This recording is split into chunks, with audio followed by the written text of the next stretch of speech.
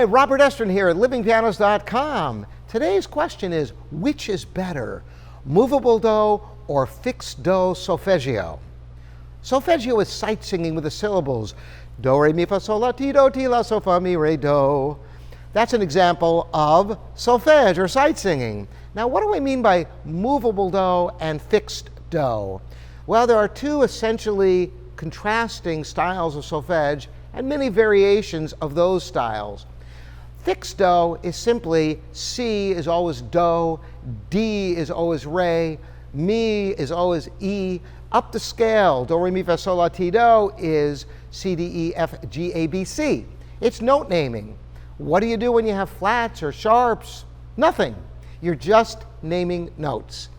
And I'll explain in a minute the value of each of these systems, but first I want to give an overview of what the two types of solfege are. Movable do is entirely different. Although it uses the syllables, it actually is naming notes based upon the pitch relationship, so that do is the tonic of the major. So a piece with no sharps or flats, C is do. A piece that has one sharp, G becomes do because you might be in G major. And therefore, the syllables are going to be do, re, mi, fa, sol, la, ti, do on G, A, B, C, D, E, F sharp, G. And you might wonder, why would you want to do that?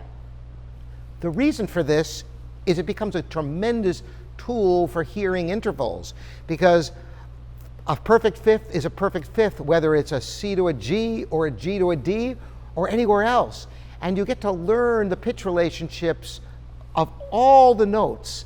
Not only that, but it accounts for accidental syllables. So sharps and flats, if you have C major and you have a C sharp, it goes from do to D. All of the syllables are accounted for. Do, di, re, mi, fa, fi, so, si, la, li, ti, do. And coming down, do, ti, te, la, le, so, se, fa, mi, me, re, ra, do. And you have all the syllables to account for all the accidentals. Now, so let's talk about the benefits of each of these. So the benefits, as I mentioned, to movable do is it's a tool for hearing music. I had the benefit of studying solfeggio from the time I was a very young child, so it's automatic for me. In fact, any music I hear automatically goes into the syllables, and that's how I hear music. Now, since I don't have perfect pitch, I oftentimes need a reference pitch, although when I hear the piano, I usually know the notes just because I'm so familiar with the piano sound. Same is true of French horn, because I majored both piano and French horn. When I hear a horn, I just know what notes they are, like a person with perfect pitch on piano or French horn.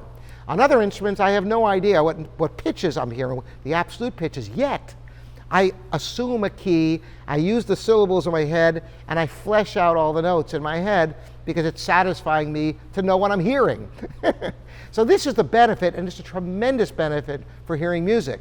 Now, this can break down, however, with atonal music, because syllables become kind of meaningless when there is no tone center. The whole idea of movable do solfege is having a tonic, that is the starting note of your scale and all the pitch relationships.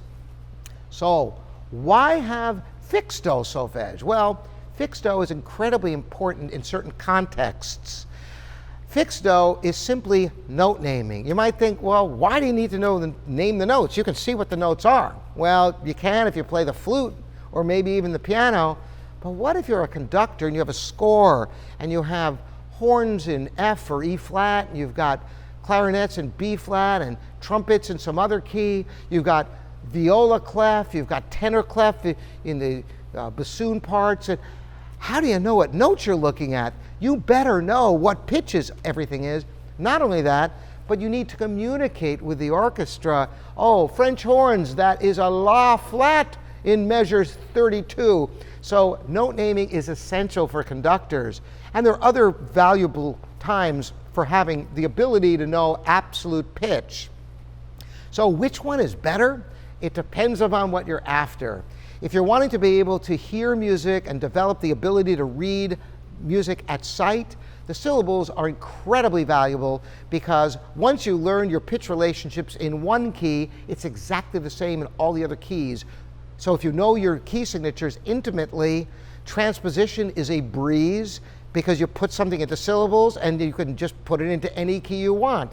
That's how transposition works for me on French horn, where most of the time you are transposing your part because of the origins of the French horn. It wasn't always in F. It started off in many keys, and the parts out of tradition that you're faced with are usually not in the key you're going to play, so you have to learn to transpose.